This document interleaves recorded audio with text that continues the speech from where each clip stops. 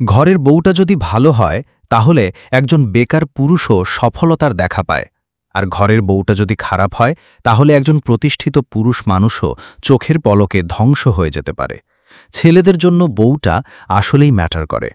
ঘরের বউটা যদি ভালো হয় তাহলে দেখবেন একজন বেকার পুরুষও ধীরে ধীরে সফলতার দিকে এগিয়ে যাচ্ছে, কারণ একজন জীবনসঙ্গিনী শুধুমাত্র পাশেই থাকে না, বরং তার অদৃশ্য শক্তি দিয়ে স্বামীর সকল হতাশাগুলো দূর করে তাকে সফলতার দিকে নিয়ে যায়।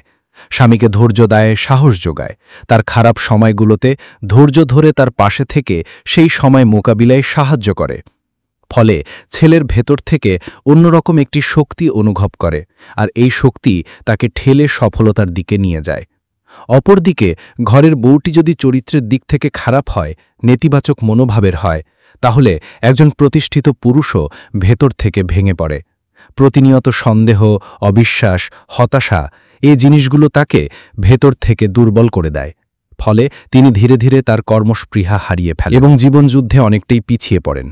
তাই ছেলেদের জীবনে স্ত্রী আসলেই ম্যাটার করে, কারণ স্ত্রী শুধু একজন সঙ্গী নন, তার চলার পথের সাহসের উৎস কিংবা ধ্বংসের কারণ।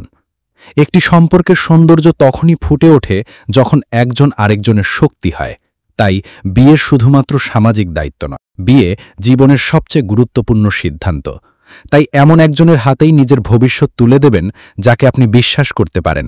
এমন একজনকেই বেছে নেবেন যার কাছে আপনার স্বপ্নটা তার স্বপ্নের মতোই গুরুত্বপূর্ণ।